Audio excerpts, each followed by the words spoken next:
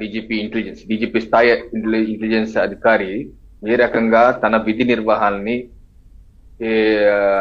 ఇది తన code of conduct rules ఉంటాయి ఐపీఎస్ ఆ రూల్స్ విరుద్ధంగా చేసినటువంటి ఒక దుశ్చర్య. దాన్ని చాలా స్పష్టంగా వాళ్ళకి సస్పెన్షన్ ఆర్డర్స్ లోనే రాష్ట్ర ప్రభుత్వం మెన్షన్ చేసింది ఆ రోజు. ఇది విశాల్ గున్ని గారు చూపిస్తాను. జీవో నెంబర్ 1590 15/9/2024 రాష్ట్ర ప్రభుత్వం ఇచ్చే సస్పెన్షన్ ఆర్డర్. దీనిలో రాష్ట్ర ప్రభుత్వం చాలా స్పష్టంగా చెప్పింది ఏ రకంగా ఎఫ్ఐఆర్ నమోదు అయింది 2/2/2024 ఉదయం 7:30 అయితే ఆ రోజు పొద్దున్నే 6:30కే ఆయన ముంబై ఫ్లైట్ ఎక్కేశాడు. ముంబై ఫ్లైట్ ఎక్కేసి వెళ్ళిపోయాడు ముందే.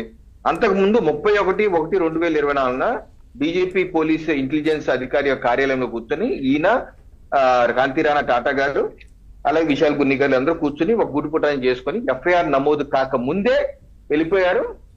వెళ్ళి వచ్చిన తర్వాత టీఏడిఎల్ కానీ ఎటువంటి ఏమి క్లెయిమ్ కూడా చేయలేదు. ప్లస్ ఒక ఐపీఎస్ అధికారులు వెళ్ళాలంటే దానికి కావాల్సినటువంటి క్లియరెన్స్లు ఉంటాయి. ఇది passport clearance, further foreign passport for supervisor officer return instructions ఉంటాయి. అటువంటి ఇన్స్ట్రక్షన్స్ కూడా ఏమి లేవు అని స్పష్టంగా జీవోలని మెన్షన్ చేస్తారు. అంటే కొంత ప్రాథమికంగా ప్రభుత్వం దగ్గర ఆధారాలు ఉన్నాయి. ఆ జీవో ఇదేమో 1590, అది ఇంకోటి ఏమో 1591, ఇంకోటి 1592. సో ఈ మూడు మనం చూస్తే స్పష్టంగా అక్కడ ఎస్టాబ్లిష్ అవుతున్నట్టు కనబడుతుంది. నెంబర్ 1 ఇది అయిన తర్వాత నేను నాకు డౌట్ వచ్చింది, అసలు ఏం చేశారు ఈ 6 నెలలు పొడిగించడం ఏంటి, ఇలా పొడిగించకుండా పోతారా, అసలు ఏం చేశారు అంటే దాని మీద చూస్తేనండి 12/11 నవంబర్ 2024 జీవో నెంబర్ 1592 ఇచ్చింది రాష్ట్ర ప్రభుత్వం. ఏంటది, ఐపీఎస్ అధికారుల మీద సస్పెన్షన్ మీద రివ్యూ చేయడానికి రివ్యూ కమిటీ ఏర్పాటు చేసింది. ఎవరి ఆధ్వర్యంలో, చీఫ్ సెక్రటరీ ప్లస్ డీజీపీ ఇంకో మెంబర్ సెక్రటరీ, త్రిసభ్య కమిటీ వేశారు ఈ సస్పెన్షన్ మీద రివ్యూ చేయడానికి, వాళ్ళ మీద కేసులు రివ్యూ చేయడానికి. వాళ్ళు 13/11/2024 మీట్ అయ్యి ఈ సస్పెన్షన్ ని 13/3/2025 వరకు పొడిగించారు. అంటే ఈ నెల మార్చి 13 దాకా పొడిగించారు. ఆ తర్వాత వీళ్ళు మొన్న 12/3/2025 మీట్ అయ్యి జీవో నెంబర్ 518 ఇచ్చారు ఈ రివ్యూ కమిటీ.